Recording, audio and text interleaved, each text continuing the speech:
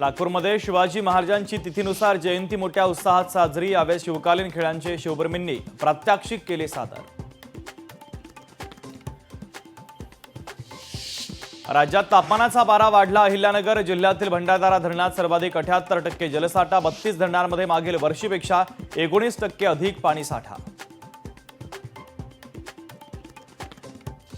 उष्ण राज्यांमध्ये महाराष्ट्र आघाडीवर। विदर्भात दीड महिना उष्णतेची लाट कायम। अनेक भागातील तापमान 40शी पार।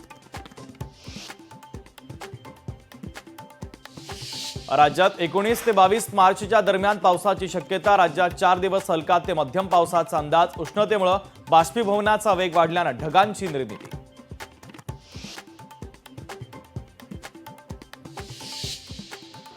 विदर्भामध्ये उष्णतेची लाट कायम। बहुतांश जिल्ह्यांमध्ये तापमानाचा पारा 40शी पार। चंद्रपूरमध्ये काल सर्वाधिक 41.6 अंश सेल्सिअस तापमानाची नोंद।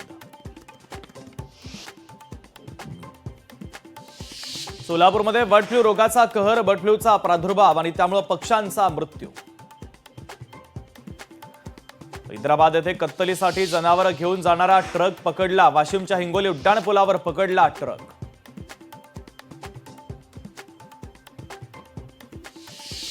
कर्नाटकमध्ये 74 कोटींचे अंमली पदार्थ जप्त। बंगळुरू आणि मंगळूरमध्ये मोठी कारवाई करत दक्षिण आफ्रिकेच्या 2 महिलांना करण्यात आली अटक।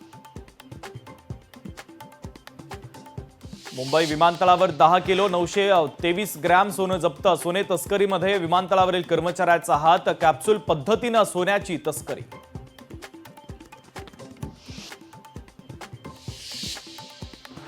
परभणीतील आयटीआय कॉर्नर परिसरामध्ये गोंधळ। शिवसेनेकडून नॉनव्हेज हॉटेल पाडण्यात आलं बंद।